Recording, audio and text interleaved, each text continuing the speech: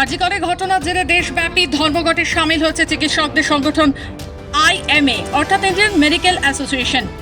শনিবার সকাল থেকে জলপাইগুড়ি মেডিকেল কলেজ ও হাসপাতালে কর্মবিরতিতে চিকিৎসকেরা।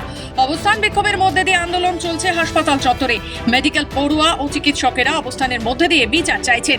যতদিন না প্রকৃত দোষীরা গ্রেফতার হচ্ছে ততদিন আন্দোলন চলবে, দাবি আন্দোলনকারীদের। চিকিৎসকদের ধর্মঘটের জেরে বিপাকে পড়েছেন হাসপাতালে আসা রোগীরা। যদিও জরুরি পরিষেবা খোলা থাকায় সেখানেই রোগীরা চিকিৎসক দেখাচ্ছেন। জরুরি পরিষেবায় উপচে পড়ছে দূর দূরান্ত থেকে আসা রোগীরা। কেউ সেলাই কাটতে আসছেন, কেউ আবার আসছেন ডাক্তার দেখাতে। জলপাইগুড়ি মেডিকেল কলেজ ও হাসপাতালে চিকিৎসক মাহমুদ হাসান বলেন, সারা ভারতবর্ষে ধর্মঘট চলছে। আরজিকরের দুষ্কৃতী হামলা প্রতিবাদ জানানো হচ্ছে। আসল দোষীকে গ্রেফতার করা হোক এই দাবি জানাই। আরজিকরের প্রিন্সিপালকে জেরা চলছে, আরো গোপন তথ্য প্রকাশ্যে আসবে আশা করি। আজকে তো স্ট্রাইক হচ্ছে আইএমএর আহ্বানে এবং আমাদের জয়েন্ট ডক্টরস ফোরামের সমর্থনে স্ট্রাইক হচ্ছে, ধর্মঘট। আউটডোর বন্ধ, জরুরি পরিষেবা চালু আছে আপাতত। এটাই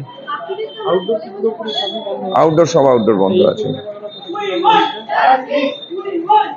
ইমার্জেন্সির সামনে যে আউটডোরে যে ডাক্তারবাবুদের আউটডোর করার কথা ছিল তারা বসেছেন, তারা দিচ্ছেন টেবিল চেয়ার পেতে বসে, রোগীদের যাতে কষ্ট না হয় ওষুধ দিচ্ছেন, দেখছেন রোগী। হাসপাতালে আসা রোগীরা আরজিকরের ঘটনার প্রতিবাদ জানালেন। দোষীদের ফাঁসির দাবি তুললেন রোগীরা। তবে রোগীদের ভোগান্তি যেন না হয় সেদিকেও খেয়াল রাখার দাবি তোলা হয়। পেশেন্টের সেলাই কাটানোর জন্য এসছি।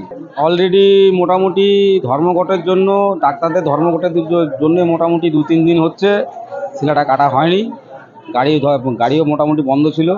যাই হোক আজকে এসছি, আজকে বলে টিকিট কাটার পরে বলে সেলাইটা কাটবে, দেখা যাক কতদূর কী হয়। জলপাইগুড়ি মেডিকেল কলেজ ও হাসপাতালে চিকিৎসক তথা শিক্ষক সুদীপন মিত্র বলেন, আমাদের একটাই দাবি, প্রকৃত দোষীদের গ্রেফতার করা হোক। পরিস্থিতির ওপর নজরদারি রাখা হচ্ছে, সেভাবেই আন্দোলন চলবে।